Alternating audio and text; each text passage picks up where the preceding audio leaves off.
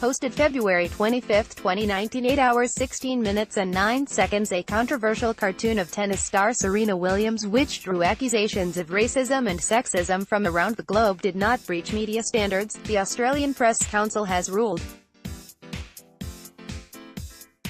Key points. The cartoon was accused of drawing on racist stereotypes in its depiction of Williams. An investigation of complaints over the cartoon found it caused offence to some readers, but the council found it did not breach media standards around causing substantial offence, distress or prejudice. The cartoon, by the Herald-Sun newspaper's Walkley-winning cartoonist Mark Knight, showed Williams throwing a tantrum in the wake of her loss to Japan's Naomi Osaka in last year's U.S. Open tournament. It attracted significant criticism, especially in the U.S., where the Washington Post wrote the cartoon reflected the dehumanizing Jim Crow caricatures so common in the 19th and 20th centuries. Knight denied his depiction of Williams was racist, and said he had absolutely no knowledge of the Jim Crow-era cartoons of African Americans. "I'm not targeting Serena. I mean, Serena is a champion," Knight said in September last year. "I drew her as an African American woman. She's powerfully built.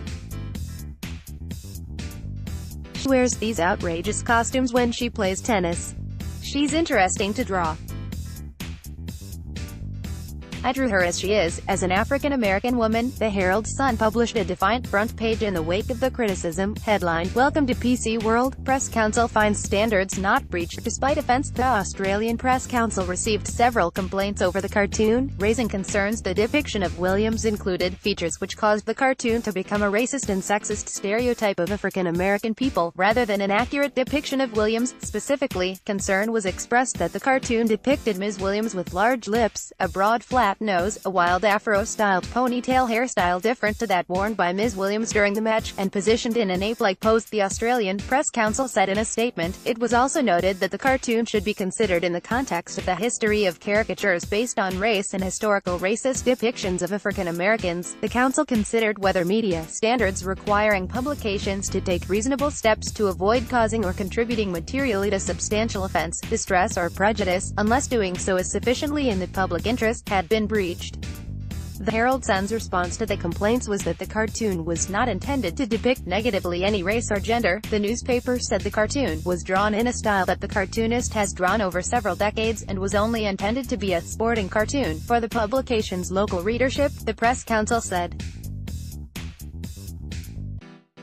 While acknowledging that some readers found the cartoon offensive, the Press Council found there was sufficient public interest in commentary around sportsmanship during a significant dispute between a player of Williams's profile and an umpire. As such, the council does not consider that the publication failed to take reasonable steps to avoid causing substantial offence, distress or prejudice without sufficient justification in the public interest, it concluded. Read the Press Council's adjudication. The Press Council considered whether its standards of practice were breached by the publication of a cartoon by Mark Knight in the Herald-Sun on the 10th of September 2018. The cartoon depicted Ms. Serena Williams on a tennis court, jumping in the air with her arms out to her sides and her hands in fists above a broken tennis racket. A baby's pacifier was depicted on the ground in front of the broken tennis racket. In the background, an umpire was shown saying, "Can you just let her win?" to a woman standing on the other side of the net. The cartoon referred to an incident during a tennis match between Ms. Williams and Ms. Naomi Osaka.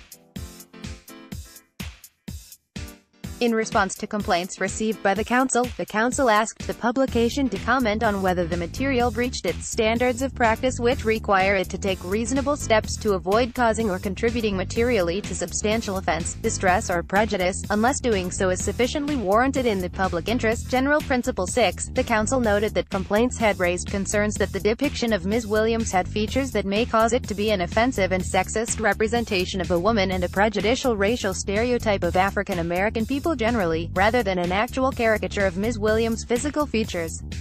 Specifically, concern was expressed that the cartoon depicted Ms. Williams with large lips, a broad flat nose, a wild afro-styled ponytail hairstyle different to that worn by Ms. Williams during the match, and positioned in an ape-like pose. Ms. Williams' features contrasted with those of Ms. Osaka who, while of Japanese Haitian descent, is depicted as white with blonde hair, lacking any particularly distinguishing or exaggerated features. It was also noted that the cartoon should be considered in the context of the history of caricatures based on race and historical racist depictions of African Americans. The publication said that the cartoon was in response to Ms. Williams' outburst on the court, which attracted global headlines following the U.S. Open final on the 9th of September 2018. It said it was depicting the moment when, in a highly animated tantrum, Ms. Williams smashed a racket and loudly abused the chair umpire, calling him a thief, a liar, and threatening that he would never umpire her matches again. It said it wanted to capture the on-court tantrum of Ms. Williams using satire, caricature, exaggeration, and humor, and the cartoon intended to depict her behavior as childish by showing her spitting a pacifier out while she jumps up and down. It rejected suggestions that the cartoon positioned Ms. Williams in an ape-like pose and noted Ms. Williams did have a large ponytail hairstyle on the day.